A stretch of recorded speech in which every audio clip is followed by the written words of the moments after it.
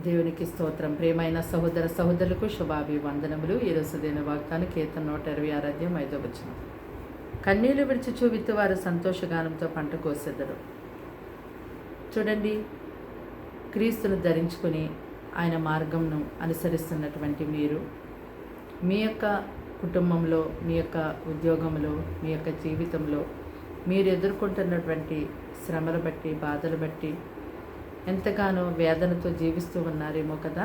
అయితే దేవుని యొక్క సన్నిధిలో మీరు మానక ప్రతిరోజు మీ యొక్క ప్రతి ఒక్క పరిస్థితిని దేవునికి కన్నీళ్లతో ప్రార్థన చేస్తూ ఆయనకు అప్పగించండి.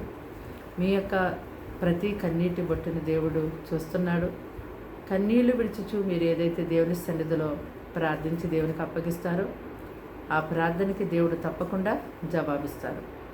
మరి కన్నీళ్లు విడిచుచు మీరు విత్తుతున్నటువంటి ఆ యొక్క మాటల్ని బట్టి దేవుడు ఒక దినాన మీ జీవితంలోంచి ఆ యొక్క బాధను, వేదనను, దుఃఖాన్ని తొలగించి ఎంతో సంతోష సమాధానాన్ని ఆయన ఇస్తారు. కనుక ఈ బాధలకు పోవు, నా జీవితానికి సంతోషమే లేదు అని చింతించేవారిగా ఉండొద్దు. కానీ మరి సమస్తాన్ని సమాధానంగా మార్చి, దీవెనకరంగా మార్చి, ఎంతో సంతోషాన్ని కలిగచేసి, ఎంతో నెమ్మదితో జీవింపచేసి దేవుని వైపు తిరిగి మీరు కన్నీళ్లు విడిచుచు ఎంతగానో దేవునికి ప్రార్థించండి. తప్పకుండా దేవుడు తన పరిశుద్ధ స్థలంలో నుండి మిమ్మల్ని ఆదుకుంటారు. ఆయన బలమైన హస్తం మీ వైపు చాపి ఆ బాధ నుండి, ఆ శ్రమ నుండి, ఆ దుఃఖం నుండి, ఆ వేదన నుండి ఎంతో గొప్పగా విడిపించి ఎంతో ఆనందాన్ని, సంతోషాన్ని మీకు అనుగ్రహిస్తారు. ప్రార్థన.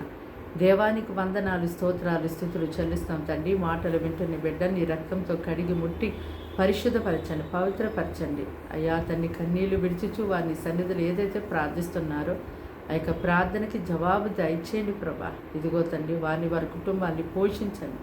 వారికి ఎదురవుతున్నటువంటి ప్రతి విరోధ అయామైన కార్యములన్నిటిని అగ్నిలో కాల్చివేస్తున్నాం తండ్రి.